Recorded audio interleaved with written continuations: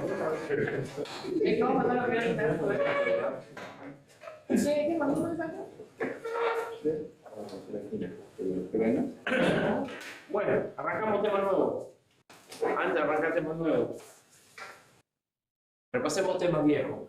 Vamos ensayando. Hoy puede haber habido un quiz y esta puede haber sido 3 revistas.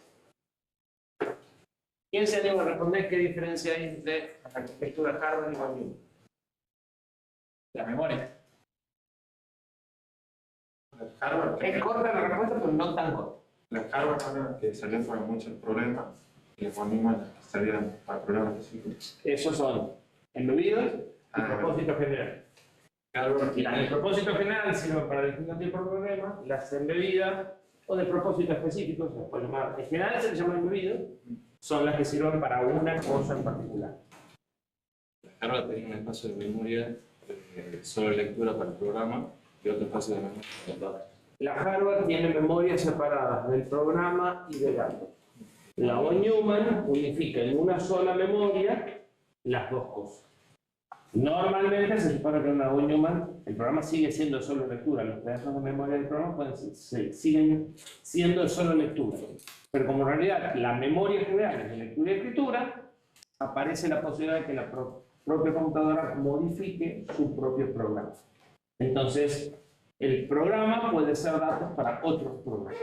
Y eso es lo que usamos cada vez que levantamos una aplicación en un sistema operativo de escritorio. ¿Sí? Estamos haciendo eso. Por eso es muy significativa esa diferencia. Sin embargo, como van a ver en arquitectura, con una vuelta de tuerca, las Harvard tienen una ventaja y lo que tenemos hoy son híbridos. Depende del nivel de zoom con el que las vemos, son Harvard o son von Neumann. Entonces, la von Neumann puede cambiar también las funciones principales de cómo va a funcionar. ¿Puede cambiar o no? Mientras el programa. A ver, la que tiene espacios separados es la Harvard. Sí. En la Harvard, el principio del programa se hace de forma externa a la computadora. Sí. O sea, hace de cuenta que tenés una tarjeta de memoria del programa, sacás la tarjeta de memoria de alguna forma con el programa y la volvés a cambiar. La von Neumann, como está todo en la misma memoria, la memoria es de lectura y escritura, entonces un programa puede modificar un bloque de datos, pero ese bloque de datos puede ser en realidad un programa que se ejecuta después. Por ejemplo, algo parecido a lo que es un Internet. ¿Sí? Entonces, la von Neumann gana la capacidad de manipular el programa desde la misma computadora. ¿Sí? Lo que en un momento son datos, en otro momento se puede convertir en programa, porque a la larga son tiras de bits, porque está guardado en cualquiera de las dos memorias. Von Neumann fue el que dijo, si es lo mismo, lo pongo en la misma memoria, y la diferencia entre programa y dato es conceptual. Si la traigo para ejecutar es un programa, si lo traigo para operar es un dato. ¿Sí? Hoy es obvio, hace 35 años con esta arquitectura. ¿Sí? Si siguiéramos con las arquitecturas Harvard reales, no podríamos cargar Word en una máquina. No podemos instalar aplicaciones en una máquina. ¿Sí? Bien. ¿Cuáles son los dos métodos principales para gestionar las entradas en un sistema reactivo? ¿Qué es un sistema reactivo? Es el tema que espera que ocurra algún error para reaccionar, para actuar. Bueno, ¿y cómo podemos hacer las entradas? ¿Digitales o analógicas? No, esos son los tipos de entradas. O sea, las entradas pueden ser digitales analógicas, las salidas también. Si son digitales, tenemos dos valores, 0 o 1. Y si son analógicas, bueno. El infinito, vale, pero los infinitos serían valores. Tenemos un valor numérico asociado al nivel de tensión. O a la larga un valor numérico asociado a la variable física que queremos medir. Con entradas digitales no podemos medir. Podemos saber si estás arriba o abajo de un umbral. ¿Sí? O prender o apagar algo. En cambio, con una entrada analógica puedo medir en un rango y obtengo un valor proporcional a la variable, siempre que la variable se mantenga dentro de ese rango. Y para las salidas yo puedo actuar con distinta intensidad puedo prender una luz al 50%, puedo poner un motor al 50% de su carga, o al 20%. Entonces, en una salida analógica yo puedo actuar con diferentes intensidades, de vuelta dentro de un rango. ¿Sí? Yo fijo un valor numérico en la salida, y la salida activa una magnitud física a la larga, primero una eléctrica, y esa se suele convertir en algo físico, todo con valor proporcional al número que yo puse. Si mi número está en el 50% de escala, la magnitud física va a estar en el 50% de escala. Bonos digitales, o tengo plena escala, o sea, máximo o mínimo, si es una salida, y si es entrada, estoy por encima o por abajo de un umbral y nada más. ¿Sí? Pero esos son la forma en la que yo puedo tomar las entradas, ¿sí? Buenas. Si yo les digo, esperen que una variable tome tal valor, ¿qué harían naturalmente ustedes? No sabían de programación por este martes. Pero en el momento del hacer iterativo, digamos. Uno debe hacer un lazo y ver cada tanto si la variable tomaba un valor. Es como el natural y básico. Y la opción era interrupciones. ¿Qué era una interrupción? El equivalente a una notificación para trabajar en la vida real. En lugar de yo estar viendo que cambia una variable, el procesador incorpora un mecanismo de aviso. Cuando llega una señal eléctrica, o cuando una entrada digital pasa de 0 a 1, el procesador suspende lo que está haciendo, de forma tal que no va a poder continuar, y empieza a ejecutar un programa distinto para atender esa situación. ¿Sí? Ese programa normalmente tiene inicio y fin, que se llama rutina de servicio, o rutina de interrupción, o ISR, Interruption Service en inglés. ¿Sí? Es un programa que arranca, hace algo concreto y termina. Mientras que el programa que se está ejecutando en general en la computadora, sobre todo en una computadora embebida, pero lo ven todos, es un lazo infinito.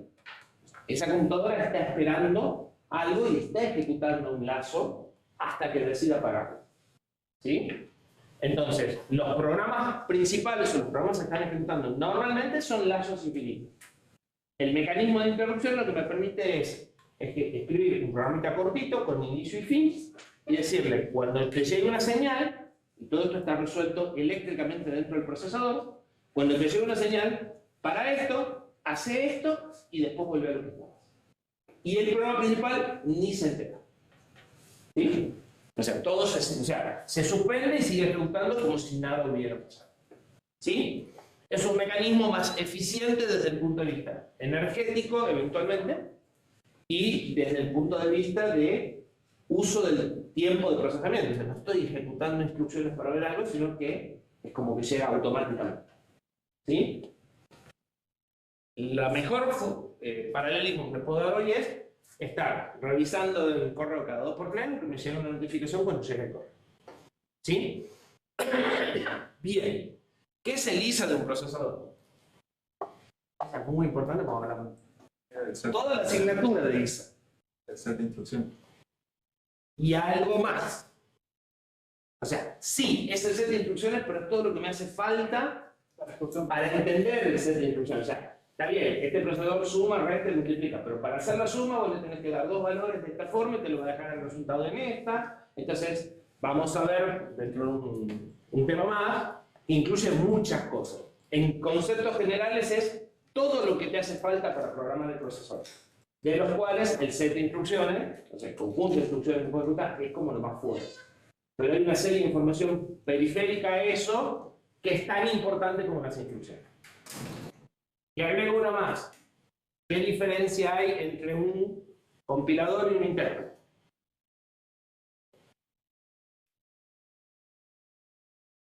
El compilador traduce todo el código fuente al código máquina,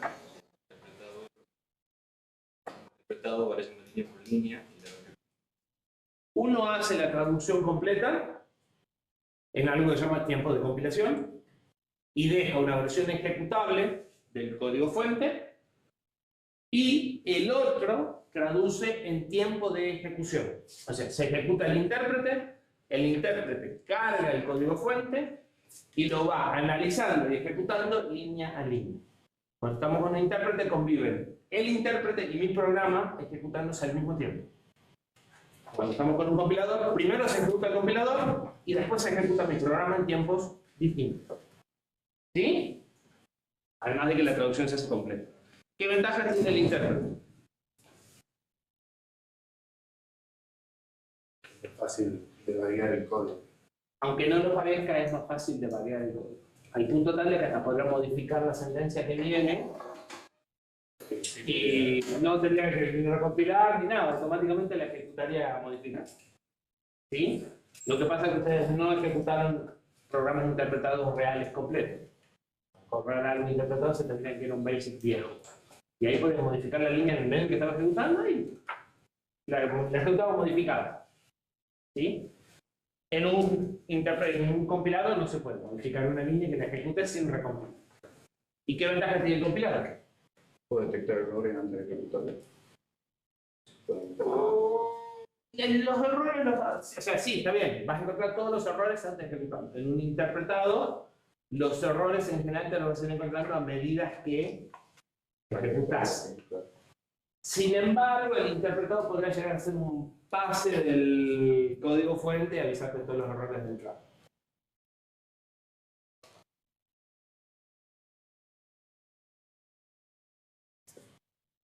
Se puede optimizar. Si yo solo voy viendo una ventanita, no tengo contexto. ¿Escucharon alguna vez la frase de no perder de vista el bosque por el árbol no te tape el bosque?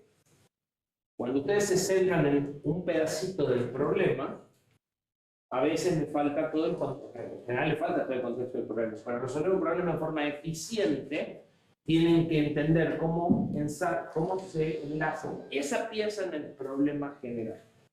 Si solo se ocupan de la pieza sin mirar el contexto, lo más probable es que la pieza sea buenísima, pero cuando quieran poner no funcione bien. O que pudieran haberla diseñado de forma mejor, teniendo en cuenta que era lo que iba a la vuelta. ¿Sí? Entonces, el problema del interpretado es que está viendo esta sentencia. No sabe si estás cargando una variable que no usas. Entonces, le va a asignar un valor. En cambio, el interpretado, al ver toda la parte completa, se puede dar cuenta que estás asignando un valor a una variable que después no usas nunca y directamente ni defines una variable, reservarle el espacio. Cosa que hace. Ustedes escriben con ciertas opciones, el compilador va a decir a esa variable le asignaste un valor y no lo usaste, así que ni está la variable. ¿Sí? Se puede dar cuenta de que hay condiciones que son siempre true y eliminar cosas como if o como lazos. ¿Sí? Eso, al ir instrucción por instrucción, no, porque no sé qué es lo que viene después.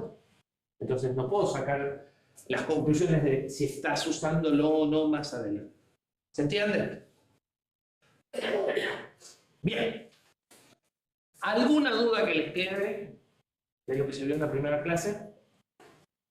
Son cosas sencillas, son definiciones, pero son definiciones que necesitamos tener claras para que a medida que vayamos avanzando, hablemos un lenguaje común. Nuestro cronograma decía que este tema empezaba el viernes, pero en realidad, revisando la retrospectiva, no había razón para que el primer tema, que tenía 20 diapositivas o 24 diapositivas o la presentación, demorara 3 horas en lugar de 1. O sea que no es que vamos adelantados, es que habíamos sido un poco exagerados en la planificación del tema. Esta no va. Puede estar discutida, de hecho. ¿Y qué es lo que vamos a ver en este tema? En este tema vamos a empezar el trabajo en grupo. Yo les voy a presentar el proyecto de un sistema embebido completo, con aproximadamente el nivel de detalle que ustedes deberían representarlo dentro de 3 meses. ¿Sí? La idea es que esto les sirva de guía y que además entiendan un poco cómo funciona un sistema en general. Después nos vamos a ir metiendo en detalle en los componentes. La idea también sería que ustedes, a medida que vayan viendo las partes de la asignatura y vayan pudiendo resolver cada uno de los aspectos que yo les voy a mostrar, vayan haciéndolo sobre su proyecto. Ya dijimos que vamos a trabajar en grupos con un tutor, los grupos los van a formar ustedes. Para el viernes necesito los grupos. Los grupos son obligatoriamente de 2 o 3 personas, ni 1 ni 4. ¿Sí? Cada grupo tiene que elegir un tema. Yo para el viernes lo único que necesito son los grupos.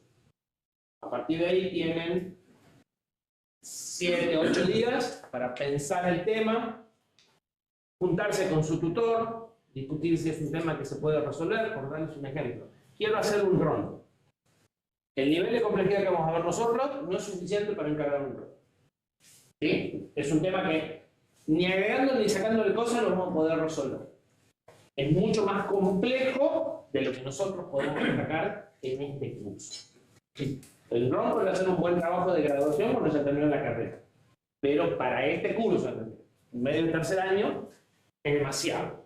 ¿Sí? Entonces, la idea es vayan pensando cosas, el tutor los va a ir orientando diciendo, sí, eso podría ser, si le damos más o menos esta forma, eso es un poco, se podrá resolver con lógica discreta, con compuertas, un problema de diseño lógico, pero le podemos agregar esto y podrán dar, o ese tema es inalcanzable. Lo más probable es que elijan algunos, a veces eligen temas que son ni sacándole cosas, simplificándole aspectos, lo van a poder atacar. Un ron es el mejor ejemplo.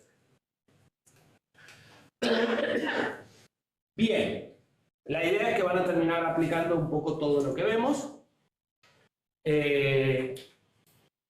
Y al finalizar el curso, después de todos los laboratorios, después de toda la teoría, y después de una semana, como para que terminen de darle forma, en general, de hacerlo, pero digamos, de darle forma, van a hacer unas presentaciones en la exposición ustedes del proyecto.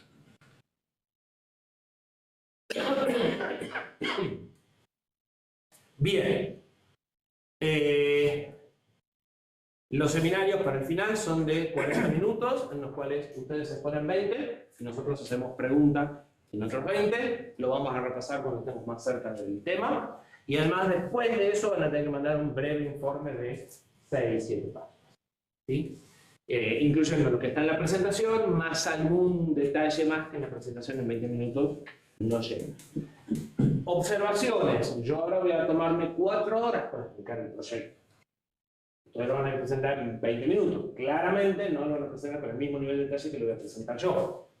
¿Sí?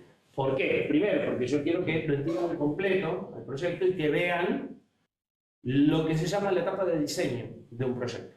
Esta es la primera vez que ustedes van a gestionar un proyecto desde el punto de vista de ingeniería. Entonces, un proyecto de ingeniería tiene una etapa de análisis, que es entender qué es el problema que queremos resolver. Nosotros vamos a usar un reloj despertador con alarma, razón por la cual no vamos a tener muchos problemas para entender cómo funciona, ¿sí? No queremos perder mucho tiempo en eso. El proyecto que ustedes elijan, en general es algo que uno del grupo conoce, entonces también la etapa de análisis va a ser más larga que la mía del reloj, pero no mucho más. ¿Sí? Si quisieran hacer un satélite, la etapa de análisis le un par de años. Entender el problema. ¿Sí? Después de la etapa de análisis, viene la etapa de diseño, es empezar a decir cómo lo voy a resolver a grandes rasgos. ¿Sí? Eso es lo que yo voy a desarrollar completo. La idea es que ustedes lo desarrollen más o menos completo, pero lo expongan abreviado. Lo completo va a ir al informe. En la presentación van a tratar las partes más interesantes, las que sean lo más distintas al proyecto que yo tomé, o las partes que sean más importantes para el funcionamiento. Los detalles quedarán afuera. Yo voy a presentar todo. ¿Sí? Y por último viene la etapa de la construcción. ¿Sí? Que es la que no vamos a hacer, porque la etapa de construcción en este tipo de cosas lleva meses. Por muy sencillo que sea el problema. Acá hay un par de alumnos de electrónica que lo hicieron andar al reloj y les pueden preguntar si no estuvieron 3 meses dando vuelta para hacer este reloj despertador. ¿Sí? Entonces, aún un proyecto muy sencillo, cuando llegamos a la parte de ponerlo a andar, hay un montón de detalles más que consumen mucho tiempo, tiempo que no tenemos. Para eso está el trabajo de graduación, donde sí van a tener que hacer andar algo completo.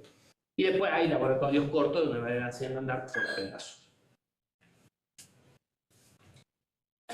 Bien.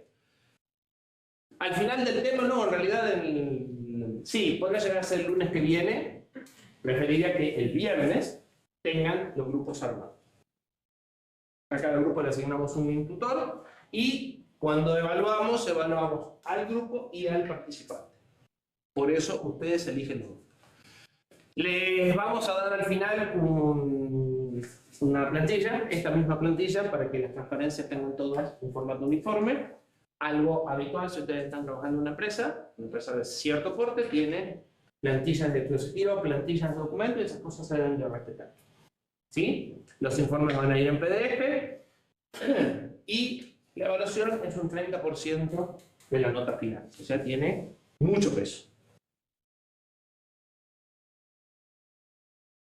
Para que el grupo funcione, cada persona debería tomar uno o más de estos roles. Si nadie cubre alguno de estos roles, el grupo no va a andar del todo bien.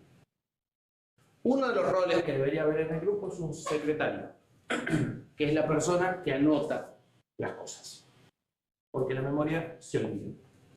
Entonces, van anotando las observaciones que hace el tutor, van anotando las ideas. Si me ocurrió que podría hacer tal cosa, van anotando. Tiene un cuaderno donde va llevando todo lo vinculado al proyecto.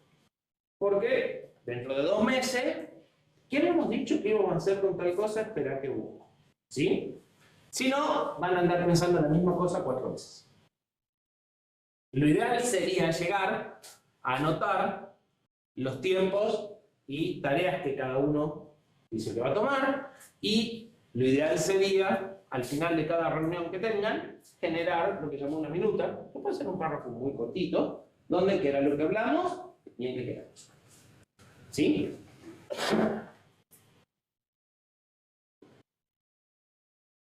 El otro rol que hace falta es el de líder o project manager. Es una persona que controla que los tiempos y tareas se cumplan y que molesta a todos los otros diciendo: me habías dicho que para mañana iba a estar, ya existe. ¿Sí? La idea es que los tiempos se vayan cumpliendo. Si no hay una persona que va siguiendo lo que planificamos, las planificaciones son de 2 meses y se terminan ejecutando en 45 años. ¿Sí? La única forma de que una planificación se cumpla es que alguien la vaya siguiendo. Bien, por otra parte debería de motivar a generar nuevas ideas o a buscar soluciones si algo no anda, ¿sí? Y a ir sacando el proyecto adelante. Es muy interesante que haya un pitufo mala onda. Alguien que cuestione, pero ¿y eso andar? No podrá ser caro, no tendrá problemas, ¿no? ¿Sí? O sea, en general cuando se está trabajando en un grupo, alguien tiene una idea, y si todos dicen está buenísimo, por ahí descubren que está tratando de hacer un submarino con ventanas, digamos, y no, de entrada tendría que haber dicho esto no puede funcionar.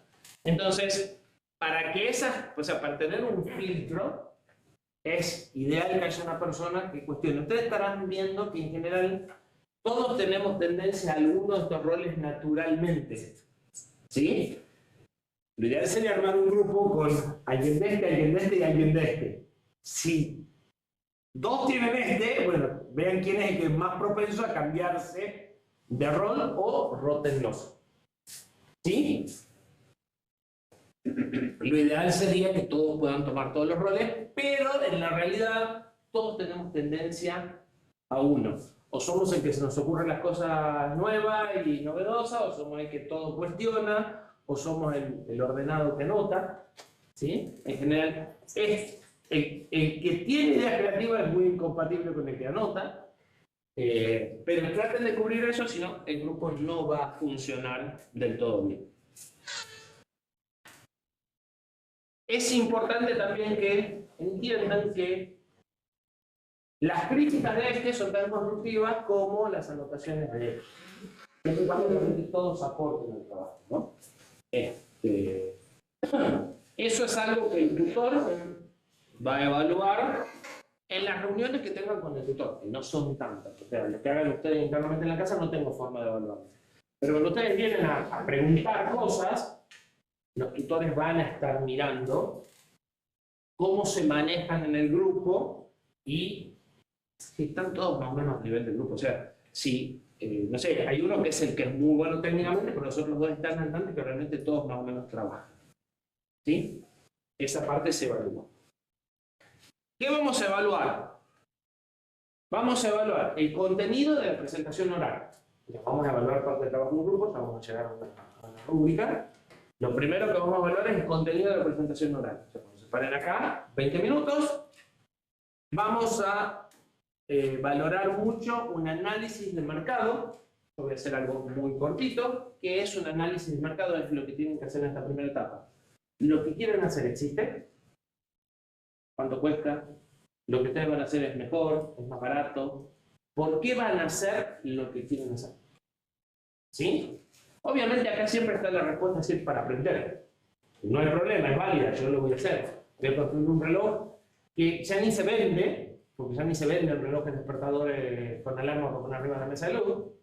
¿Y por qué lo voy a hacer? Porque es un buen ejercicio didáctico para el tipo de problema que queremos resolver. ¿Sí?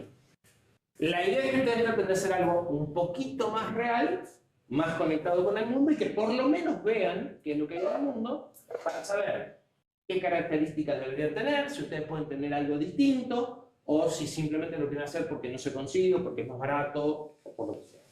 ¿Sí? Ejemplos de que se pueden hacer este tipo de cosas. Ahí su ayudante estudiantil está haciendo trabajo de graduación que nació con nuestros trabajos, que es un equipo para interactuar con los sintetizadores de música, porque es músico, y si bien se consiguen en el mercado, cuestan 10 veces más que lo que le está saliendo a él, y no hacen exactamente lo mismo.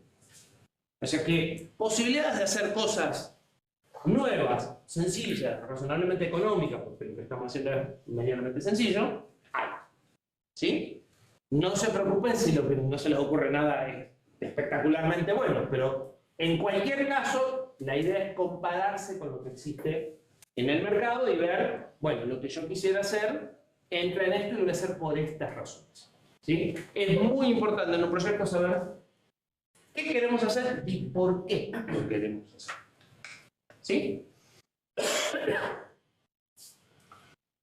Bien, eso va a definir objetivos. Los objetivos es poner en palabras lo que queremos hacer. En mi caso, un reloj despertador con alarma. ¿Sí? Viabilidad, si es factible de hacerlo. Si no es viable, en general no van a poder seguir, digamos. Pero de vuelta, si estamos hablando de un problema, como puede ser, nosotros queremos, el problema se planteó acá hace 4 años. La NASA tiene un programa de satélite y te pone el satélite gratis. ¿Podemos un satélite? No tengo idea. Tuvimos 9 meses, un año estudiando si podemos un satélite o no. Llegamos a la conclusión que necesitamos $25.000. La respuesta fue, no es viable en la realidad actual. Pero para eso tuve que estudiar 9 meses, un año. ¿Sí? Bien. En el caso de ustedes sí vamos a tomar proyectos viables. ¿Sí? Criterios de diseño. Vamos a ir viendo algunas cosas, pero, por ejemplo, ¿qué sucede si falla? Si falla un sensor, que no se destruya o que no rompa un actuador, o sea, que tienda a fallar de forma segura, por ejemplo. Y cosas que nosotros vamos a ir planteando en determinados momentos y que el tutor los va a ir ayudando, bueno, cómo las fueron implementando. Y originalidad, aunque esto es un factor, digamos, o sea, el proyecto no tiene por qué ser original, pero si se le ocurre algo original, suma puntaje. Eso respecto al proyecto en sí, o sea, al contenido de la presentación. Además del contenido, o sea, además del contenido del libro, vamos a ver la tapa del libro. Entonces, respecto a la presentación, vamos a ver si está bien organizada, si hay un balance en lo que aportan a uno de los miembros, que las cosas sean lindas, porque a todos nos gustan que sean lindas, y si se cumplen las duraciones de tiempo. ¿Sí? Esos son aspectos de la presentación en sí. Respecto a lo que cada uno de ustedes diga parado acá adelante, vamos a ver hasta qué punto entienden de lo que están hablando. No hace falta que entiendan todo el proyecto, pero por lo menos la parte que se supone que ustedes están manejando la deberían de entender. Razón por la cual vamos a hacer preguntas. El vocabulario, el cosito que va puesto, no, las cosas tienen nombre y una de las ideas que utilizan el trabajo. O sea, esto es un ensayo de lo que ustedes en algún momento van a hacer en alguna empresa para presentar, exponer o vender un proyecto. ¿Sí? Y vayan acostumbrándose porque esta es la primera de muchas presentaciones que van a ir haciendo en distintas materias. La presencia, ¿sí? Puede no ser justo, pero no vende lo mismo una persona bien vestida que una persona en ojotas y short. Entonces, para ese momento, les recomiendo que vengan más o menos bien vestidos. Y no implica saco y corbata, pero una cosa más o menos presencial. Y la participación, ¿sí? Si son el que dice el nombre y el apellido de los integrantes y muchas gracias pregunta, bien. No estoy diciendo nada nuevo, ¿verdad? Y respecto al informe, algunas cosas de estas se condicen con las mismas del contenido de la presentación, el contenido de vuelta. Las correcciones, nosotros por ahí le vamos a marcar cosas que deberían de cambiar, porque no estaban bien resueltas, porque se podrían hacer mejor. En el informe esperamos que esas correcciones estén incorporadas, por lo menos 10-15 días desde la presentación hasta que manden el informe. De nuevo el vocabulario y la profundidad, pero esto no quiere decir que exageren, ¿no? O sea, de vuelta, no lo vamos a construir, solo lo vamos a diseñar. Entonces, hay un nivel de detalle al que deben llegar, el máximo nivel de detalle es el que yo voy a mostrar en el video. Más de eso ya sería exagerar. ¿Dudas? Todas. Tengan esto, sáquenlo a medida que vayan trabajando, o sáquenlo de vuelta dentro de 3 meses, cuando estemos preparando, y repasen. Estos son los aspectos que vamos a ver. De todas formas, no hay nada nuevo, es formalizar lo que ya saben. Dijimos que un proyecto tiene una etapa de análisis, una etapa de diseño, una etapa de construcción y una etapa de pruebas, pero no vamos a hablar mucho sobre las pruebas por ahora. Empecemos por el análisis. El objetivo del análisis es tener en claro qué se quiere hacer y por qué se quiere hacer. ¿Sí? Un muy buen ejemplo que se me ocurre en este momento es ¿por qué Estados Unidos quería poner un hombre en la luna?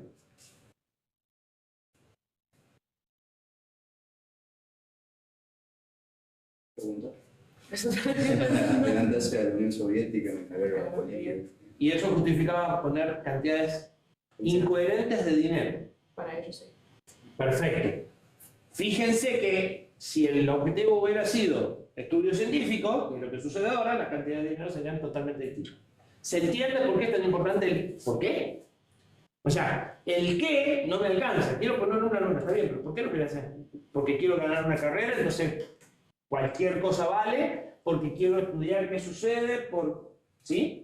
Es tan importante el qué como el por qué. El por qué va a determinar normalmente recursos, o sea, gente, plata, cronograma, etc. ¿Sí? Ese es el objetivo del análisis. Y, en general, voy a necesitar, además de qué, bueno, a esto que quiero explicar, ¿lo hizo alguien? Es totalmente nuevo, o sea, ¿cómo encastra lo que yo quiero hacer en el resto del mundo? Entonces, normalmente a esto se lo piensa como un producto. Poner un nombre en la luna no es un producto, pero se puede considerar un producto también, ¿sí? Y entonces tengo que ver qué otras cosas están haciendo. ¿Soy el único que está tratando de poner un nombre en la luna? No, los rusos también están poniendo tanta plata como yo. Entonces yo tengo que poner más plata y ir más rápido, ¿sí? ¿Contra quién estoy peleando? Nada más que contra los rusos. Tengo que pelear allá. No, ahora estoy peleando contra los indios, los chinos, los rusos, los europeos. El contexto es distinto.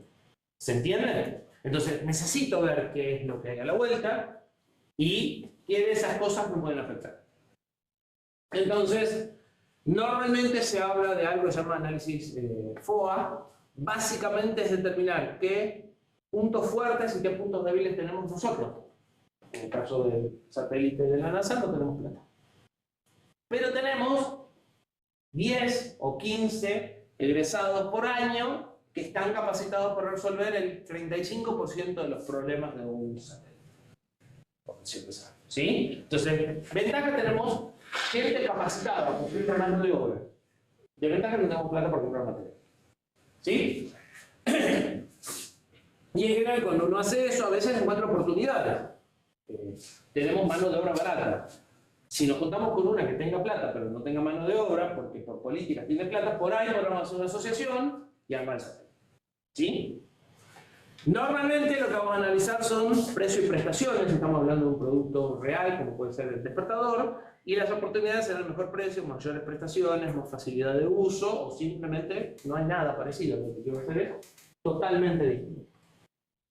O no totalmente distinto, hay un ejemplo cuando se habla de innovación, que es esto en definitiva, hay un ejemplo en un charlatán de las valijas con rueditas. Las ruedas existen hace 5.000 años, las valijas existen hace 400 años, y las valijas con rueditas existen hace 30 años.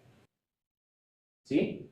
Y a veces no es algo radical, pero no hay un producto similar. Hasta ese momento no había valijas con rueditas.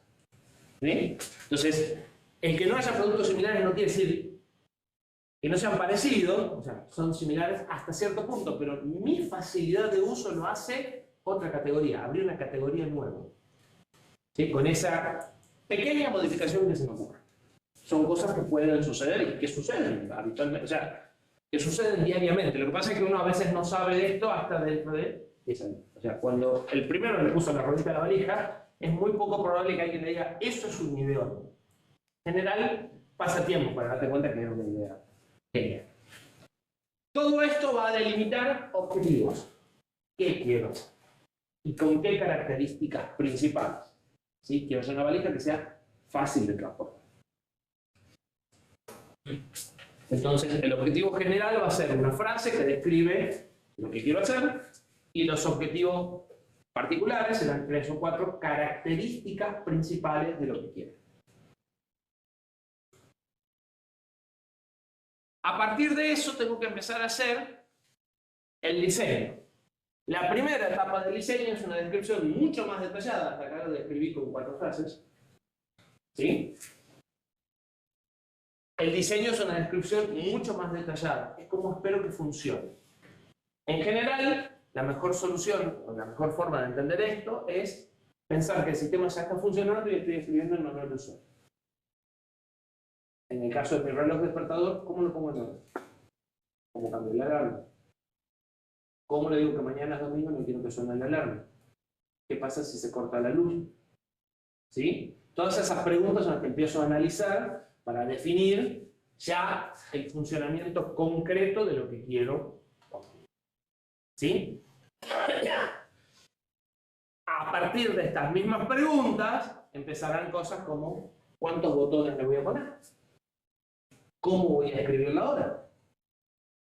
Con agujas, con display de 7 segmentos, con pantalla de LCD, con holograma. ¿Sí?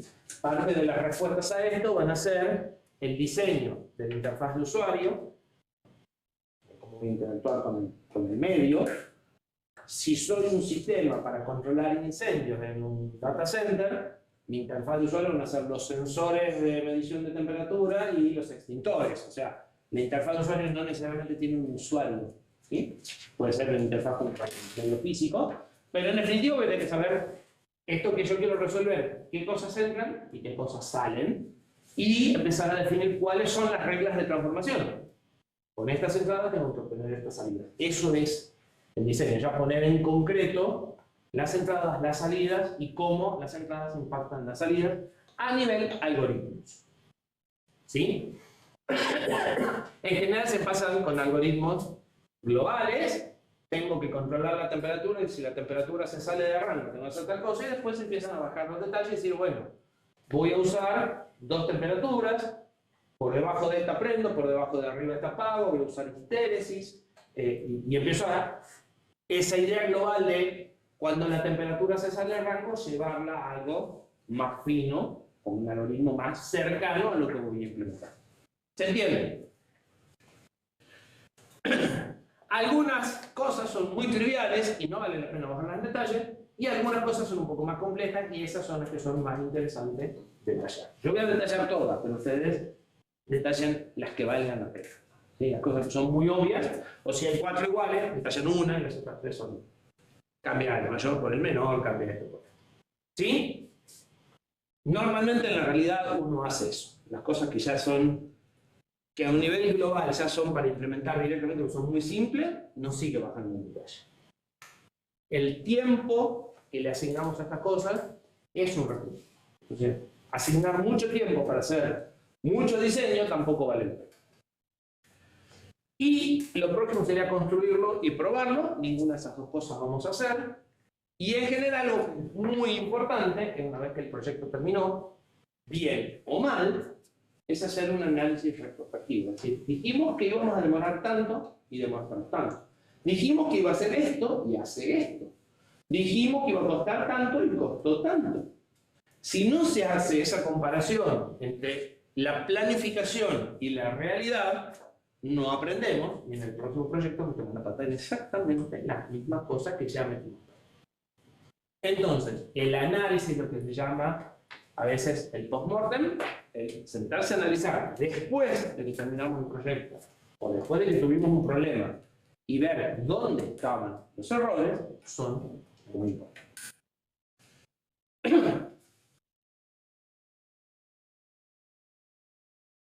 En la etapa de conclusiones, una de las cosas que se deberían de hacer es, en este caso, como no lo vamos a construir, deberemos contar más o menos cómo lo vamos a probar. Y esto, suponiendo que pase todo y quede todo, nos diría si pudimos hacer todo lo que queremos hacer. Porque por ahí teníamos un objetivo, cuando empezamos a diseñar, nos damos cuenta que ese objetivo no lo podemos cubrir porque es muy caro, porque lleva mucho tiempo, porque es muy complejo. Y ya de entrada, de lo que dijimos que vamos a hacer, sabemos que hay un pedazo que no vamos a hacer. Eso es parte del análisis de vuelta. Pusimos objetivos muy ambiciosos. Y la experiencia lograda, o sea, qué cosas fueron problemáticas. Normalmente se aprenden más de los problemas que de las cosas que andan bien. ¿Sí? Sí. Cuando nosotros presentamos el proyecto, ¿hay que blanquear todo esto? Si planteo esto y se logró solo la mitad, por ejemplo, ¿no estaría mal que digamos lo otro no se logró? No, Bien. y menos en una asignatura del tercer año de ingeniería. Bien. Si estuvieses en una empresa, depende, la filosofía de la empresa tampoco estaría mal. Deberías de explicar por qué no se logró. Depende de la plata que haya costado darse cuenta que no se logró. Deberías de preguntarte por qué no había alguien con más experiencia que detecte antes que eso no se iba a lograr. Pero la única forma de aprender que hay cosas que no se logran es tratándolas de hacer. Bien. ¿Sí? Ahora, no todas las empresas tienen una filosofía tan clara de esto, porque esto cuesta plata, o sea, las equivocaciones cuestan plata. Pero la realidad es que lo que son startups o empresas que están en innovación viven probando cosas que no funcionan. De nuevo, hasta que no la probas no sabes si funciona. ¿Sí? Lo que pasa es que lo que debería de haber es un marco de contención, o sea, no deberías de gastar, no sé, 400 millones de dólares para darte cuenta que, no sé qué obviedad te podría decir, pero, o sea, es una cosa que con una inversión de $5.000 debería haber encontrado, ¿por qué gastaste 400? ¿Entiendes? Debería haber una proporción entre el objetivo que querías lograr y no lograste y la cantidad de recursos que invertiste para darte cuenta que no lo podías lograr. ¿Sí? Por ejemplo, si lo que vos estás tratando de hacer es algo novedoso y depende de una cosa en particular, lo primero que tienes que hacer es validar que eso se puede hacer. Antes de empezar a construir, o sea, no deberías de construir todo tu proyecto suponiendo que eso que nadie sabe hacer se va a poder hacer. No, lo primero que haces es invertir en ese aspecto, en validar eso, cuestión de que si eso no funciona, bueno, gastaste la menor cantidad de plata posible. ¿Sí? Entonces, deberías de planificar, o sea, una de las cosas que deberías de hacer en realidad al momento de diseño y al momento de análisis es asignar riesgos. Es decir, ¿qué tan probable es que esto lo pueda cumplir o no? Y empezamos a hablar, ¿cómo asignar riesgo? Con experiencia. La experiencia no se compra. La experiencia se paga metiendo la pata. Lo que pasa es que normalmente vos no vas a estar a cargo de un proyecto a los 2 días que te gradúes, de un proyecto de alto riesgo, es un proyecto que además sabemos que puede salir mal. ¿Se entiende? Entonces vos vas a estar trabajando al lado de gente que ya fue metiendo la pata y vas a ir absorbiendo parte de ese conocimiento y va a llegar un momento en el que vas a poder dimensionar los riesgos. ¿Qué tan probable es que algo salga mal? Y entonces vas a empezar por los aspectos más riesgosos para minimizar el costo si sale. ¿Se entiende? Para eso es importante identificar las cosas que fueron problemáticas y que no creíamos que iban a ser problemáticas. ¿Sí? Por eso es que le digo que el análisis al final es que esto que creía como va a ser difícil, salir sobre ruedas, pero esto que parecía una pavada, ejemplo típico, estamos tratando con personas reales, tenemos que hacer un proyecto para alguien. Entender lo que esa persona quiere hacer suele ser un problema serio, suele ser algo problemático y suele ser algo que tiene un riesgo de salir mal grande. Porque la comunicación, o sea, que él me comunique sus ideas y que yo le comunique mi conocimiento de qué se puede hacer y qué no, es dificilísimo. Pero eso lo aprendí después de que me dije la pata 4 o 5 veces. Y a vos vienes y dices, hay un amigo que quiere hacer un programita que hace tal cosa, y vas a decir, sí, es fácil. No, está fácil. Pero lo que no es fácil es entender qué es lo que quiere hacer el amigo. ¿Se entiende? Eso lo vas aprendiendo con el tiempo. A medida que van haciendo cualquier cosa, se van encontrando con que esto lo podría haber hecho de esta forma, o le podría haber agregado esto, pero si sigo agregando no termino más. Entonces, en determinado momento va a haber que ir dejando cosas diciendo, esto es para más adelante. Esto lo podríamos haber cambiado, nos dimos cuenta que ya estaba todo hecho, no nos daba el tiempo, no nos daba la plata para cambiar. ¿Sí? Es también importante dejar qué cosas se podrían mejorar o qué cosas habría que hacer distintas, pero bueno, ya no daba el tiempo de hacerlo. En definitiva, qué caminos de nuevos diseños se basan en esto. A veces también se dan ideas directamente de productos nuevos. Mientras estábamos haciendo esto, nos dimos cuenta que combinando esto con esta otra cosa se puede hacer una cosa totalmente distinta. Y en el caso nuestro, qué conocimientos aplicaron, de dónde se obtuvieron y agradecimientos, porque puede suceder, a veces sucede, una vuelta que alguien quiere hacer una balanza. Y había que estudiar, o había que tener una idea, por lo menos, de cómo se mide el peso. ¿Qué sensor eléctrico convierte el peso, o una fuerza, en una tensión? ¿Sí? Y entonces habrá que ir a hablar con alguien de físico, con alguien de mediciones, o cómo se llama el sensor, qué entrega, qué rango de tensiones anda. Entonces, probablemente van a tener que salir a preguntarle a algún profesor de alguna otra asignatura, o algún ayudante, o algún alumno que esté cursando esa asignatura, alguna idea de más o menos cómo se mide o cómo se actúa sobre ciertas cosas. ¿Sí? Y la bibliografía. Eso debería estar en el informe, especialmente si hay cosas muy significativas en la diapositiva también. Parte de esto va en la diapositiva. Los grupos son de 2 o 3 personas y tienen hasta este viernes, que creo que es el 25, no tengo mal las fechas. Y nosotros el viernes vamos a armar los grupos y vamos a plantear los tutores. Bien. Vamos al tema real que vamos a desarrollar. Vamos a desarrollar un reloj despertador de los viejos relojes que estaban arriba de la mesa de luz. Ustedes no deben haber tenido ninguno, un reloj de eso, pero por ahí vieron alguno dando vueltas. ¿Por qué vamos a hacer el reloj? Bueno, porque nuestro objetivo acá es hacer un sistema didáctico, es un sistema que sea fácil para entender. Yo, aunque ustedes nunca manejaron un reloj de esto, no les tengo que explicar cómo se le pone en hora, qué quiere decir que suene la alarma, qué es la alarma de un despertador, son todas cosas que saben. ¿Sí? Si nos fuésemos a otros temas, incluso a la alarma que está puesta acá, que era un tema que en algún momento dábamos, les tengo que explicar qué es armar una alarma en modo presente o en modo ausente, porque no lo tiene, o sea, si no tienen una alarma en la casa, no saben qué es. En cambio, el despertador, aunque no lo tengan, tienen un símil en el celular que funciona más o menos de la misma forma. ¿Sí? Entonces, lo que yo voy a tener que explicar del problema en sí es mucho más chico. Y no quiero perder tiempo explicando el problema, quiero explicar la solución. Entonces las especificaciones son muy fáciles de entender. La electrónica que tenemos es relativamente sencilla. Va a haber más énfasis en la parte de software que en la parte de hardware. Nosotros en computación tenemos una pata en cada lado, pero estamos un poquito más volcados por la realidad del mercado al software que al hardware. Entonces no queremos una electrónica muy compleja, se lo dejamos a los electrónicos. Preferimos un poco más de manejo del software. Tiene una estructura típica de los diseños. Es un sistema reactivo, va a estar esperando que apretemos una tecla para hacer ciertas cosas, más que pase un segundo para hacer ciertas cosas.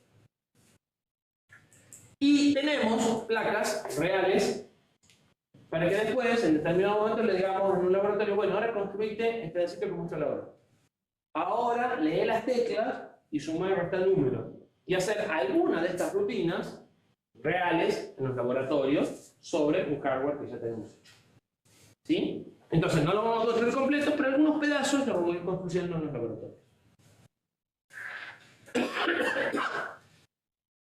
Lo que sigue son los objetivos o la funcionalidad que espero del reloj. A grandes rasgos, ¿qué tiene que hacer? Bueno, es un reloj, tiene que mostrar la hora. Nuestro reloj tiene que mostrar horas y minutos, no segundos. ¿Sí? Estos serían los objetivos particulares. El objetivo general es un reloj despertador con alarma. Un primer objetivo particular es un reloj que muestra horas y minutos en modo 24 horas únicamente. No funciona con MPM, no usa segundos. Esto ya no es, o sea, eso que acabo de decir sería un objetivo particular. Esto ya no es un objetivo particular, esto ya es un poquito más de detalle. Cuando el reloj está funcionando, tiene que haber un puntito que parpadee para que sepa que el reloj está vivo. Como no tiene segundero, durante un minuto va a estar mostrando lo mismo, no sabe si se murió, si está funcionando. Entonces, cada medio segundo se prende y se apaga uno de los puntitos de los displays de 7 segmentos para saber que el reloj está vivo. ¿Sí? Tengo que poder definir una sola alarma con hora y minutos. O sea, tengo que poder poner la alarma a las 7:05 si yo quiero. ¿Sí? Pero una sola alarma. Esto sería un objetivo secundario. Tengo que poder habilitar e inhabilitar la alarma.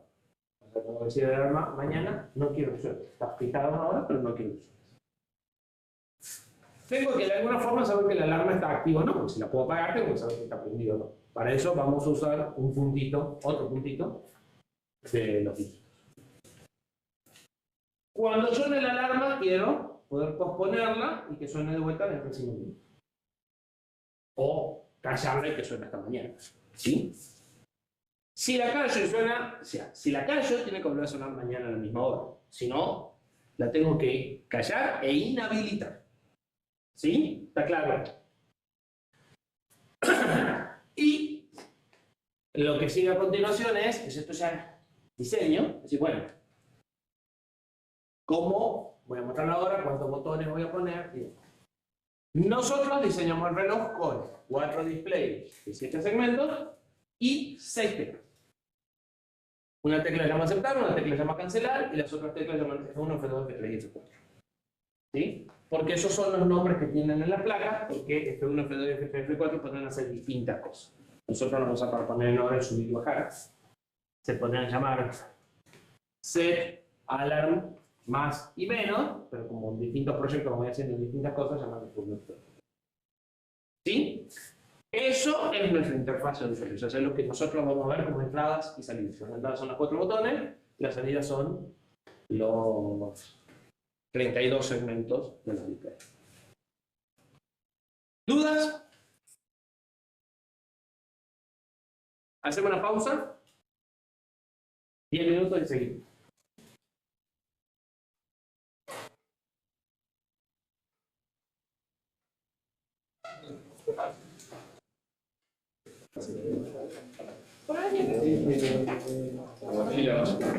Bueno, mientras charlaban en el reloj, se me ocurrió alguna duda. No charlaban del reloj. No, sí, irónicamente sí hablamos. Ah, bueno.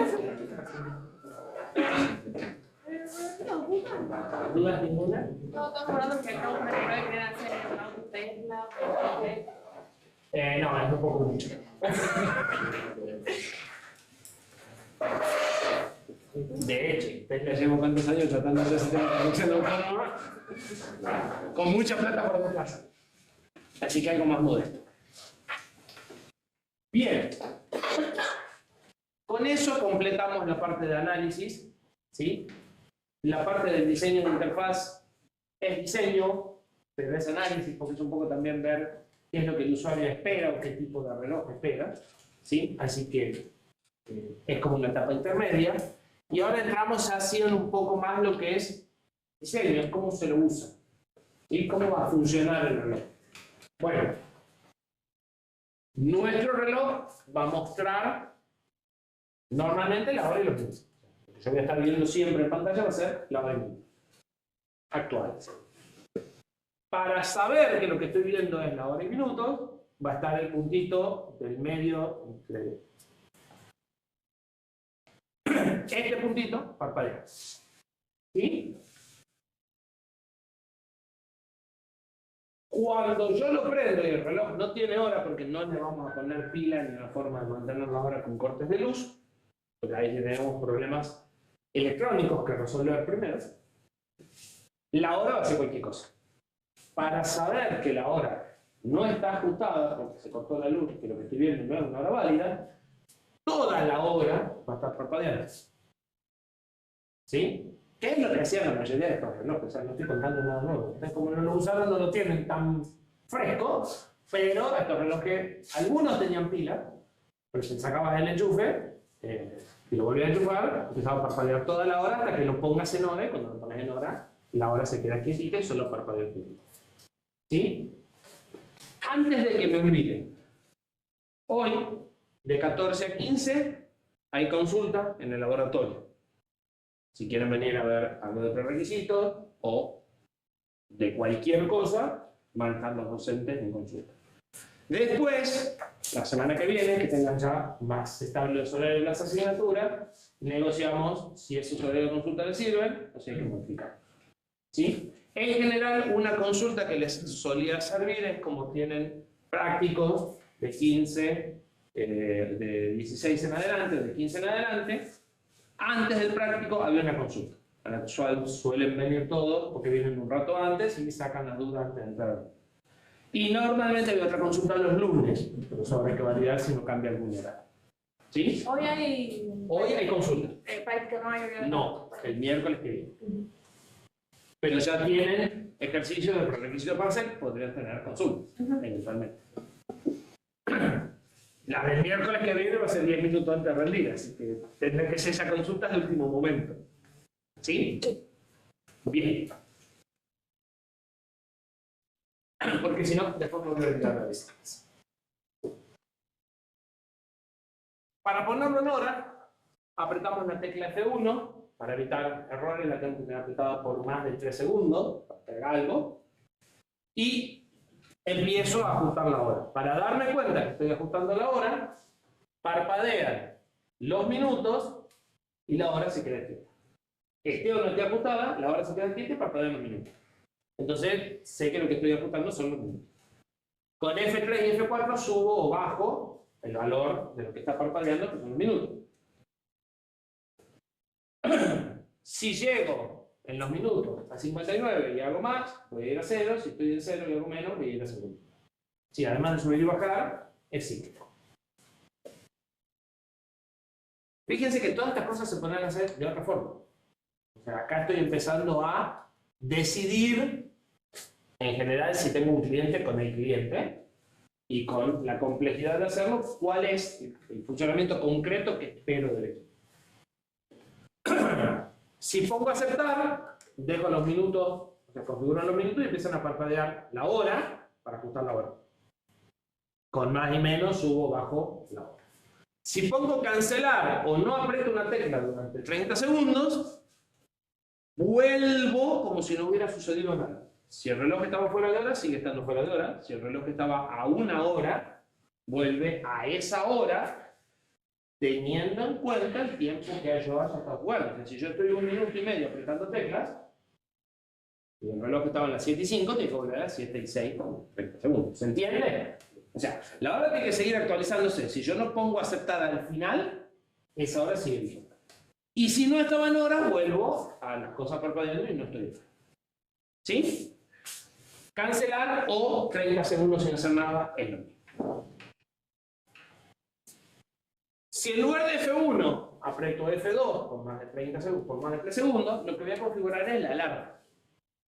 Con la misma dinámica, parpadeando el minuto, aceptar, pasó a la hora, cancelar, dejo la alarma como estaba, pero para darme cuenta que lo que estoy configurando es la alarma y no la hora, además de los minutos van a parpadear todos los puntitos de abajo. ¿Sí? Para darme cuenta qué es lo que estoy poniendo.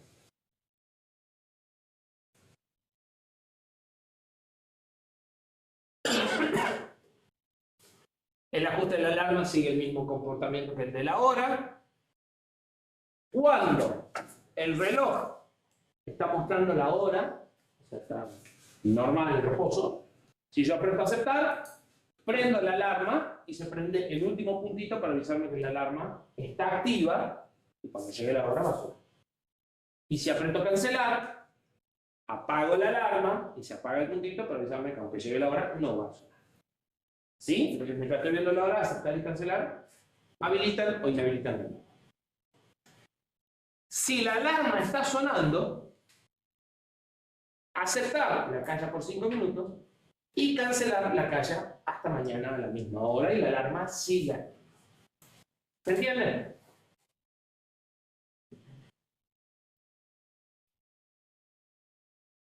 Bien, eso es lo que queremos hacer, o sea, eso es cómo funcionaría. Entonces ahora tenemos que empezar a ver cómo lo resolvemos. Hasta acá, digamos, no hay nada nuevo. Acá vamos a empezar a ver lo que vamos a ver en el resto de la materia.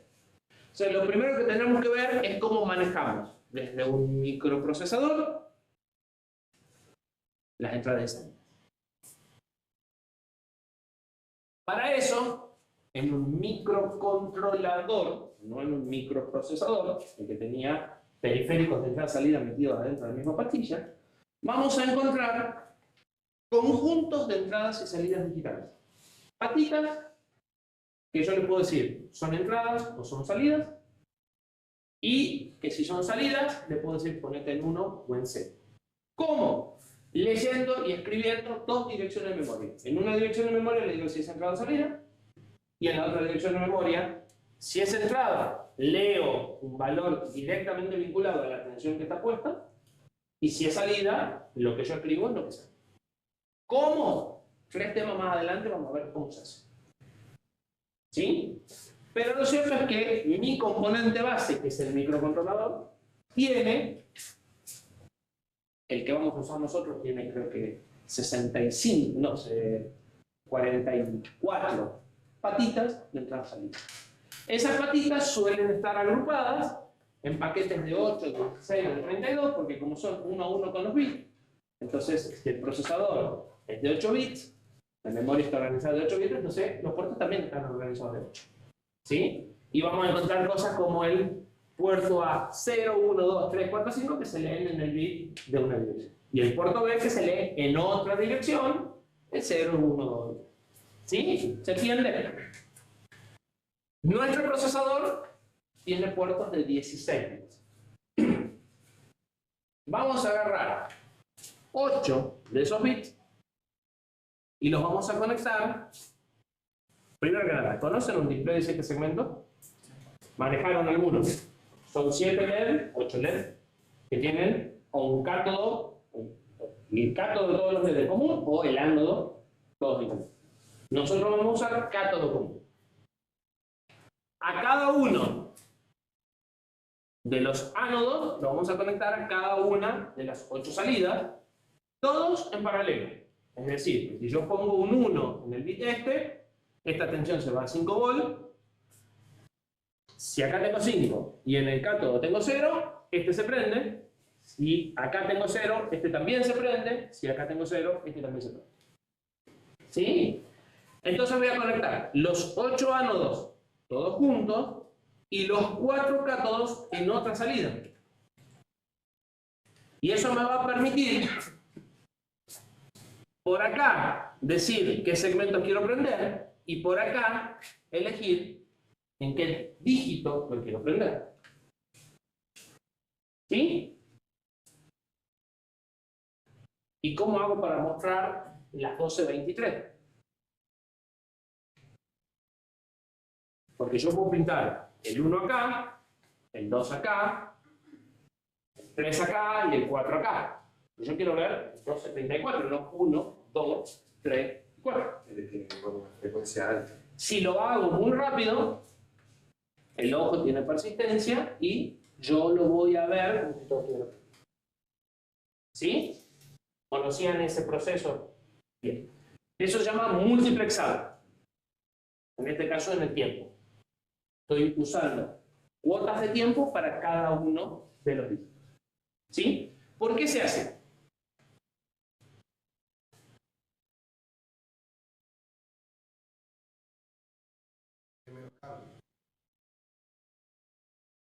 Sí.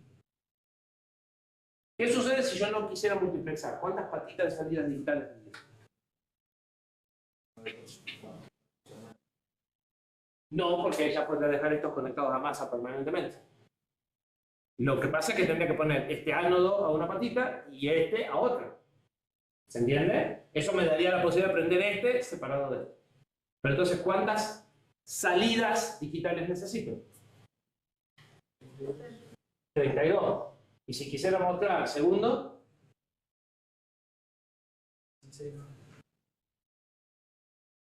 13 muy rápido. ¿Sí? Me diría 48 salidas. Yo dije, el micro nuestro tiene 44, pero me faltan los botones. ¿Qué pasa si ahí, cuántas estoy usando ahí? 12. Y si quiero mostrar segundo, 14. ¿Sí? Se nota la diferencia en consumo, en disponibilidad o en necesidades de terminales digitales del microprocesador. Hay otro problema adicional. Hay otra razón por la cual se usa. Baja el consumo. No consume lo mismo 48 LED prendidos todos juntos que 8 prendidos todos juntos que van cambiando de tiempo. ¿Sí?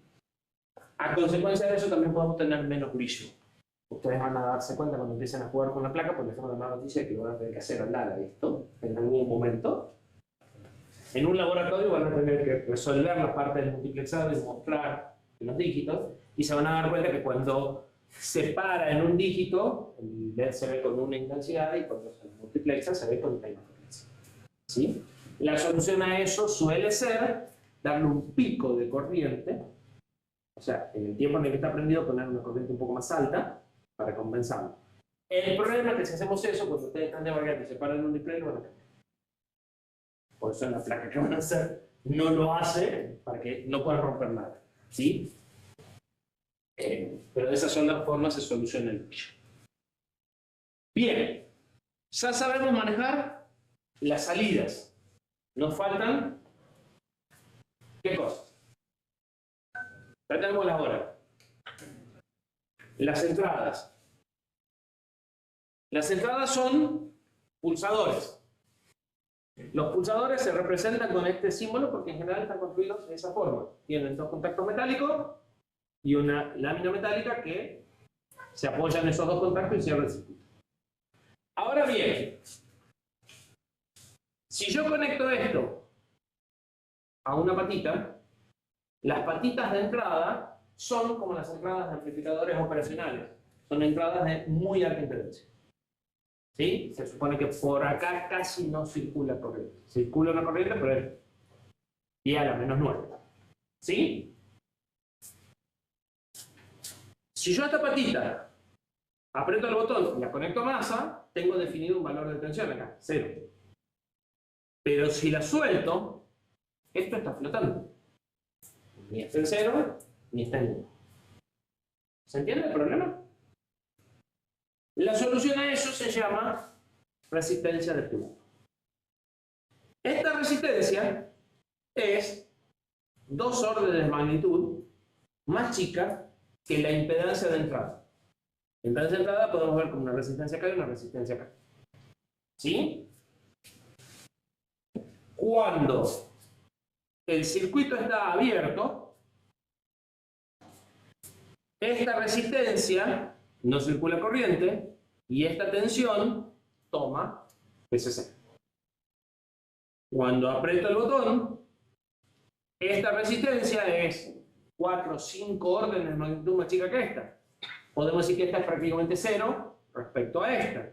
Entonces, este punto se conecta a masa, mi entrada toma el valor de masa, y por acá circula una corriente definida por esta resistencia, por eso esta resistencia la voy a poner muy grande, pero no tan grande como para que se acerquen al valor de la diferencia de entrada. ¿Sí? Entonces, de entrada, estos bichos son decenas de megahms.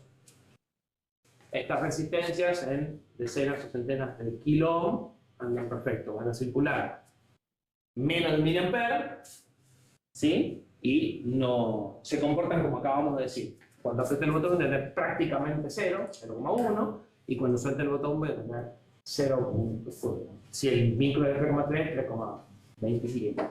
¿Sí? ¿Se entiende la función de la resistencia pull-up? ¿Sí? La única forma de manejar un botón de este tipo es con una resistencia que me fije el otro nivel de tensión. ¿Sí? La opción podría ser usar otro tipo de botón. Uno que conmuta entre dos. Entonces acá pongo masa y acá pongo VCC. Sin embargo, hay un momento en el que no está conectado uno o los dos igual. Y tampoco sé muy bien qué va a pasar en ese momento. Con este o con este tenemos un problema adicional. Y es que esto suele tener un resorte. Y cuando yo lo aprieto, eso suele hacer a una velocidad bastante más baja que la que ejecuta el procesador. El procesador que nosotros vamos a utilizar tiene una señal de reloj, porque es una máquina de estados finitos, por lo tanto tiene una señal de reloj para ir haciendo las cosas, de 144 megas, creo. 100 megas. ¿Sí? Y una instrucción demora un T de esos 100 megas. Es decir, que un lazo que se fije si yo aprieto una tecla o no, llevará 100 instrucciones. Se va a ejecutar 1.000.000 de veces por segundo. ¿Sí? Yo voy a poder detectar tiempos de 1 microsegundo. Estos rebotes son de milisegundos. Entonces, esto van a ser 10 pasadas o 50 pasadas del lazo. Yo lo voy a ver como que está apretado 50 veces. Los tiempos de la electrónica y del procesador son varios órdenes de magnitud arriba de los tiempos del mundo físico real en general. Vamos a tener que andar frenándolo al procesador o teniendo en cuenta eso. Entonces, ¿qué sucede? Si yo hago una cosa muy simple, como decir, vale 1 o vale 0, bueno, acá vale 0, no lo apreté, perfecto. Vale 1. Esta agujita puede ser 100 veces que sí vale 1. Si estoy subiendo la hora, voy a apretar así y subió 1000 veces. ¿Sí? Con lo cual lo que voy a tener que hacer es decir, bueno, espera, ¿vale 1 pero antes valía 0?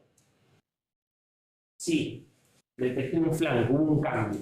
Cuento 1. Ahora hasta que no lo sueltes y vuelvas a apretar, no hago nada. Porque voy a seguir viéndolo un montón de veces a ese mismo apretado.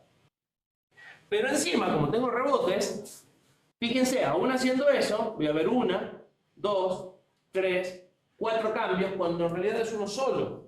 Es un problema mecánico de que ese rebote todavía sigue siendo muy lento para mis tiempos.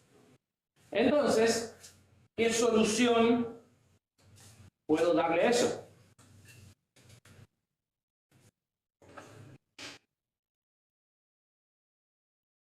Porque por supuesto no son siempre 4, a veces son 3, a veces son 4, a veces son 10, o sea, ¿cuántas veces rebota? No lo sabemos. Así que restar 3 veces cada vez no es una solución. Termina un tiempo en el que tienes que estar cambiando el flanco para que recién lo detecte. ¿Ven? Eso es una solución de ingeniero de computación. Una solución de ingeniero electrónico, Capacitor en oriente. ¿ven la diferencia? Esto es una señal de alta frecuencia, se le puede poner un filtro. El filtro más básico es un capacitor y una resistencia. ¿Sí? Como un filtro pasa bajo, y entonces a esto, que es baja frecuencia porque el cambio es muy grande, lo dejo pasar. Lo deformo un poco, pero no pasa nada. Y a esto, que es alta frecuencia, porque sería una cuadrada de mucho más frecuencia que la que yo tengo en general, la filtro con un RC. ¿Sí? Eso es lo que tiene un electrónico. En general, los de computación tendemos a hacer las soluciones por software. La solución por software es decir, bueno, si yo sé que una persona no puede apretar una tecla en menos de medio segundo, o sea, lo más rápido que ustedes pueden hacer una pulsación es 0,1 segundo. En cuanto detecte una pulsación, espero 0,1 segundo y no más nada. Estos rebotes están mucho abajo del 0,1. O sea, desde acá hasta acá hay menos de 0,1 segundo. Entonces, lo elimino simplemente tomando el primer flanco y esperando un tiempo tal que los rebotes se hayan calmado y recién sigo procesando. ¿Sí? Que es la solución por software. La otra es por hardware. Entonces, básicamente el patrón va a ser, voy a estar leyendo si hay un valor nuevo.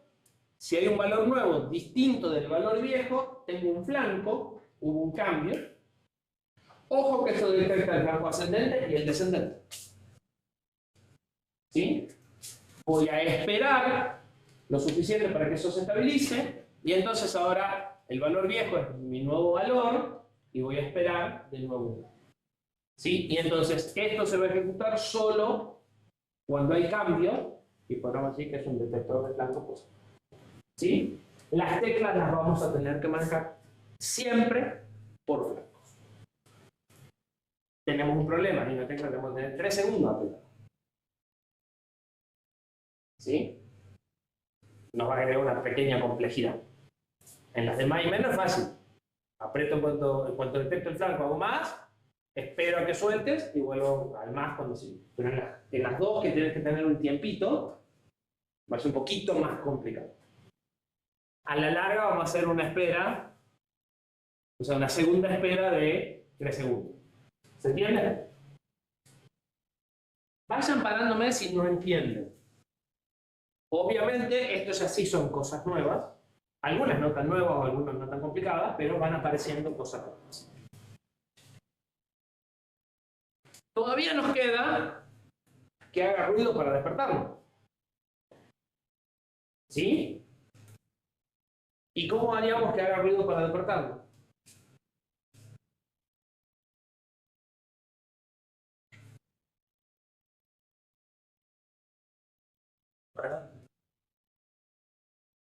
Parlante y algo más. Porque si yo pongo un parlante a una salida digital, cuando prenda la salida digital, el parlante se va a mover para adelante y no va a hacer ruido. Para que un parlante haga ruido, ¿qué tengo que poner?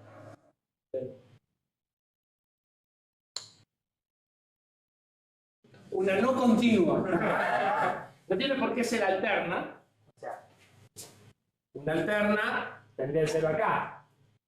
Podría ser una cosa así. Pero tengo que poner algo que se mueva en el tiempo. Para que la membrana avance y retroceda y crea una onda acústica que te escuche. Y esta frecuencia tiene que ser dentro de lo que mi oído oye. ¿Sí? ¿Y cómo genero esto? Eso sí saben, lo hicieron en el electrónico.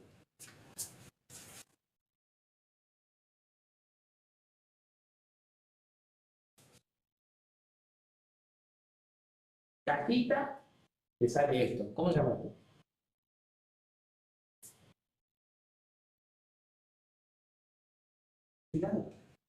¿O no? Y vieron el oscilador. No le voy a pedir que haga un oscilador, tranquilo. Pero ¿Sí? Con un oscilador. ¿Y qué tendría que hacer? Que el oscilador tendría que tener un enable. Entonces yo prendo el oscilador y este oscila, o apago el oscilador y dejo de oscilar. ¿Se entiende? Bueno, hay unos parlantitos que tienen el oscilador metido dentro. Entonces yo ya lo compro, tiene aspecto de parlante, pero no es un parlante. Es un buzzer o un zumbador. El cual yo le pongo tensión y él tiene un oscilador interno y produce sonido siempre en la misma frecuencia, por supuesto. Siempre el mismo tono. Y yo lo puedo prender y apagar, simplemente. En la anteúltima laboratorio de la asignatura, vamos a sacarle el oscilador, vamos a poner un parlante común, y nosotros, utilizando elementos internos del procesador, vamos a generar, no esto, porque es mucho lío, pero sí esto, que para que suene al transistor. Entonces vamos a generar una señal cuadrada, bastante fácil. Vamos a poder cambiar la frecuencia ahora, con lo cual vamos a poder hacer tocar musiquita, si hiciera falta. Simplemente poniendo un parlante en lugar de un parlante con un oscilador. El circuito no cambia, la forma de manejarlo sí cambia. En cualquiera de los dos casos, la corriente que circula por acá es mayor que la corriente que me puede proporcionar una de las salidas del procesador. Las salidas y entradas de los procesadores pueden manejar muy poca corriente. ¿Sí? Si tengo problemas de corriente, ¿qué debería de poner? Conceptualmente voy a poner un amplificador. En nuestro caso, el amplificador se va a reducir a un transistor. Y encima, a un transistor en modo llave, porque yo voy a estar acá con señales digitales. Entonces, este transistor va a estar en corte y saturación. ¿Sí? Lo único que tengo que asegurarme es que sature, que esta resistencia sea lo suficientemente baja para que sature y lo suficientemente alta para que no vuele el diodo colector base. La otra opción es utilizar un transistor FET. En los transistores FET el disparo es por tensión, por superar la tensión de umbral, esto en la conducción. Son más difíciles de manejar para la parte proporcional, pero nosotros no vamos a usar parte proporcional y nos podemos ahorrar esta resistencia, porque ya le podemos aplicar directamente la tensión de salida.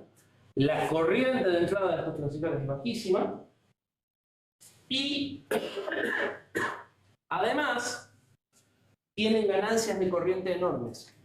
Porque si yo lo que quisiera manejar por acá son 20 amperes, que no es el caso, porque estamos en lo que quiero ver, que es un motor. Por acá quiero manejar 20 amperes. El transistor que maneja 20 amperes por acá tiene una ganancia de 10. Es decir, que le tengo que meter un amper por acá. No hay chance. Entra otro transistor para poder, ¿sí? Tiene que ser un casco de algo por aquí. En esto sí tengo transistores que por acá le pasan 20 amperes y por acá consumen 1.000. ¿Sí? Razón por la cual en general se van a encontrar en los circuitos que manejamos nosotros, van a tener todo este tipo de configuraciones en lugar de este. Conceptualmente hace lo mismo, aquí tiene un par de ventajas técnicas cuando trabajamos en corte y saturación, que es lo que nosotros normalmente hacemos con las calles. ¿Sí? Detalle importante. ¿Falta algo acá? ¿No tenemos un problema similar?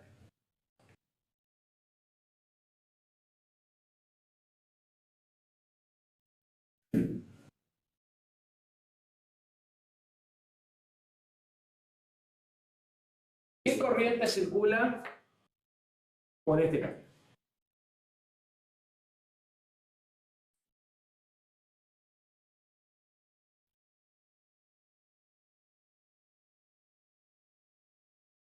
La de este segmento. Y yo, en principio, no lo prendo más que un dígito por vez. O sea, o prendo este segmento, o prendo este, o prendo aquel. Entonces, por acá, o no circula nada porque el segmento está apagado, o circula la corriente de un segmento. La corriente que manejan estos terminales es más o menos la de un LED. ¿No? En el orden de los 15, 10, 20 miliamperes. Pueden manejar un LED sin ningún problema. Un LED. ¿Qué corriente circula por acá? La corriente sale por acá y vuelve por acá y acá entra. ¿Qué corriente entra por acá?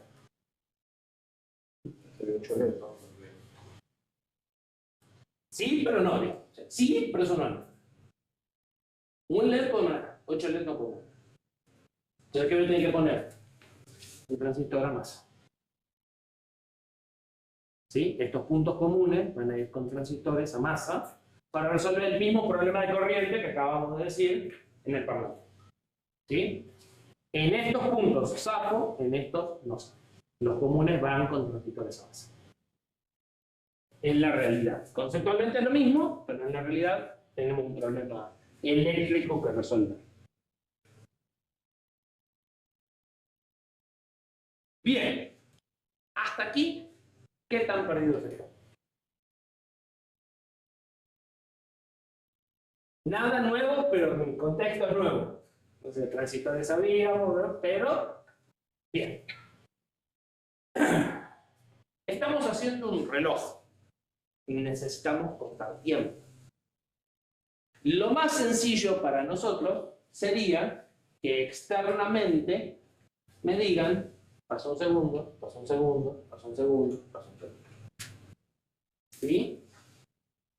La alternativa sería, yo sé a qué frecuencia funciona el procesador, sé cuánto demoran cada instrucción, entonces podría hacer un lazo para perder tiempo justo equivalente a un segundo.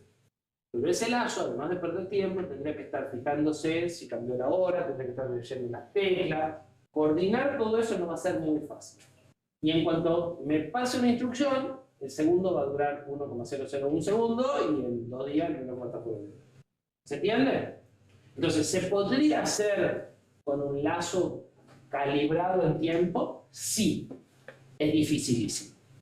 Es muy poco práctico encararlo de esa forma. Entonces, la solución más simple es tener un oscilador externo que genere siempre una señal de un hertz. En los relojes viejos, esos que se compraban, en general, ¿qué hacían? Les cuento, rectificaban las señales 50 Hz de 220 del teclado enchufado, y entonces de ahí sacaban la señal de 50 Hz. Aunque parezca mentira, una de las cosas que casi nunca se salen de los parámetros es la frecuencia de error. ¿Sí? Entonces, una opción podría ser, bueno, tenemos una señal de 50 Hz, que es la señal eléctrica, la adecuamos en tensión y la metemos en una entrada digital. Y entonces nos fijamos si está en 0, si está en 1, y en cada flanco de esa señal vamos actualizando nuestro reloj. Si la señal es de un segundo, es fácil. Si la señal es de más de un segundo, si es de 50, cuento hasta 50 y recién cuento un segundo. ¿Se entiende? Bien. Como nosotros tenemos que hacer más cosas que solo contar en segundos, que tienen que ver con tiempo, tenemos que ir pasando de dígito en dígito. O sea, tenemos que apagar el dígito 1 y prender el dígito 2, y eso también lo tenemos que hacer a un tiempo constante. Nos conviene que la señal sea de 1 kHz, de 1 milisegundo, en lugar de 1 segundo. ¿Y cómo vamos a manejar esa señal? Había 2 formas, las discutimos hoy hace 1 hora y media. No, la vamos a manejar digital porque yo lo único que quiero saber es ¿pasó el segundo o no pasó el segundo? Analógico sería voy por el primer cuarto del segundo, voy por la mitad del segundo. O sea, ¿se entiende lo que obtendrías en un dato analógico? Sí. Acá es, ya pasó un segundo, o ya pasó un milisegundo. Así que va a ser digital. Voy a meter una cuadrada al lado. Una de las preguntas hablaba de cómo manejábamos el esperar que pase un segundo. Nuestro reloj va a reaccionar a 2 cosas.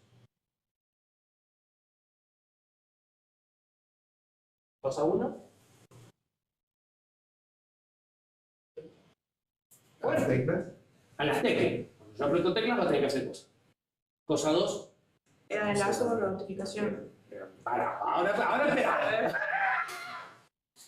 Cosa 1 a la que reacciona a las teclas. Cosa 2 a la que reacciona al paso del tiempo. ¿Sí? O sea, cada milisegundo va a desatar cosas. ¿Sí? Esas son mis 2 grandes variables de entrada. ¿Cómo podría manejar las variables de entrada? Ahora sí. No, yo había dicho de las notificaciones, digamos. Correcto, las podía manejar en un lazo, viendo si cambiaron, o con un esquema de interrupciones. ¿Sí? Que yo me avisa, voy, atiendo y vuelvo. Nosotros vamos a manejar las dos. El tiempo por interrupciones y las teclas por lazo. ¿Por qué? Porque por la forma en que yo voy a ir resolviendo las cosas se van a dar cuenta que las cosas que tengo que hacer con el paso del tiempo son concretas, cortas, entonces me viene muy bien decir, pasó un segundo, sumarle 1 a la variable de segundo. ¡Pim! Vuelvo. Entonces se adapta bien a interrupciones. En cambio, en las teclas tengo cosas más complejas que hacer. Entonces ahí me conviene ir con un lazo y ir viendo qué es lo que vas a hacer. ¿Sí? Entonces tengo dos grandes variables de entrada, interrupciones y teclas, tiempo y teclas. Al tiempo lo voy a manejar por interrupciones y a las teclas por código. ¿Sí? Bien. El reloj que nosotros describimos tiene una máquina de estados finitos en su funcionamiento. Arranca con la hora sin ajustar. Si aprieto una tecla, pasa tal cosa. Si aprieto otra tecla, voy para acá. Si hago esto, y acá faltan fechas. ¿Sí? Entonces, puedo modelar o puedo pasar en limpio todas esas reglas que tenía en una máquina de estados finitos. ¿Sí? Que me va a decir más o menos cuáles son los modos de funcionamiento del reloj. Y que acabo de descubrir que faltan 2 flechas. Arranco en el modo sin ajustar, o sea, la hora no es válida. En este modo, parpadea toda la hora. Si en este modo aprieto F1 por 3 segundos, me voy a... Esa es la flecha que falta. Claro. Empiezo a configurar la hora actual, que sería como un gran estado, que tiene la configuración de los minutos. Si aprieto aceptar, paso a la configuración de la hora. Con F3 y F4 subo y bajo, pero me quedan en el mismo estado. ¿Sí? Con cancelar, me voy a una decisión, es como un estado, en donde digo, pero la hora, o sea, ¿ya tenía puesto una hora o no? Porque si estoy ajustando la hora, pero no tenía una hora, tengo que volver a sin ajustar. Y si ya tenía una hora, tengo que volver a mostrar la hora anterior, pero ya a modo normal. ¿Sí? Entonces, este estado, no permanezco en este estado, lo único que hago es tomar una decisión y pasar a cualquiera de estos otros dos estados. ¿Sí? Entonces, con las 2 flechitas que faltan, que ya lo voy a corregir y lo voy a subir hoy de vuelta a la versión corregida, eso sintetiza todo lo que hablamos de con F1 paso para acá, si acá aprieto aceptar voy para acá, si aprieto aceptar pongo la hora. Faltaría describir qué hago en cada estado, o sea, en este las horas tienen que estar parpadeando, en este tiene que estar parpadeando los minutos y la hora quieta, en este tiene que estar la hora parpadeando y los minutos quietos, en este tiene que estar los minutos parpadeando pero con todos los puntitos prendidos, ¿sí? ¿Profe? Sí. ¿No sería que a partir del modo normal se pueda ajustar la hora de la alarma? Sí, también falta esa fecha, o sea, conforme falta esta, falta la misma así, Sí. y conforme falta esta, Eso estaría bien porque... es parte de las cosas que... Por eso es importante hacer esto. Claro, porque ahí Porque- como diciendo, si no está la alarma configurada... Fíjate que en lo que yo describí, no dije qué pasaba si tratabas de poner la alarma. El diagrama de estado te muestra esas cosas. Los diagramas de estado te sirven para tener una herramienta más visual donde encontrar, bueno, que te falta decir cómo vas a configurar la hora. Suponete que si viniéramos a escribir, decís, che, pero no puedo ponerlo en hora. O lo que acabas de decir vos, pero ¿y vas a poner la alarma y no tengo hora? ¿Y a qué hora va a sonar? ¿Sí? Y faltan un par de cosas más también. Falta el aceptar para prender o apagar la alarma. Y faltaría, por ahí, Depende si lo quieren modelar así. Yo lo modelé con estos 6 estados. Pero ellos tendrán que decir, bueno, no, pero como cuando la alarma está sonando, aceptar y cancelar hace cosas distintas, entonces tengo un modo más que es sonando la alarma. ¿Sí? Y con el de 5 minutos me vuelvo acá, pero con la alarma activa, y con el de cancelar me vuelvo acá y la alarma queda para mañana. ¿Sí? O lo podrás modelar como autolazos acá, lo que vos prefieras. ¿Sí? No hay una sola máquina de estado finito para resolver los mismos enunciados que yo pasé. ¿Sí? Pero todo el resto de mi solución está articulado alrededor de estos 6 estados. ¿Sí? Este diagrama es nuevo. Este tema casi no cambió del año pasado, pero el diagrama este sí. Por eso tienen un par de errores en las flechas. Bien. Para llevar o para simular esa máquina de estados finitos, normalmente, para implementar una máquina de estados finitos en el software, lo más sencillo es utilizar una variable tipo enumerado y un switch case. Entonces, tengo esto en un caso, esto en el otro, esto en el otro, esto en el otro. Si tengo que hacer cosas en las transiciones, es si estoy en este caso, en este estado y voy a cambiar, tengo que hacer todo esto. Y dentro del estado analizo si se dan las condiciones para hacer el cambio de estado. ¿Sí? Algo de eso es lo que vamos a hacer. Por lo pronto necesito una variable que me diga en qué estado estoy. Entonces, esta variable me va a decir si estoy en 0, estoy en el modo sin apuntar, modo 1, 2, 3 y tiene valores numéricos.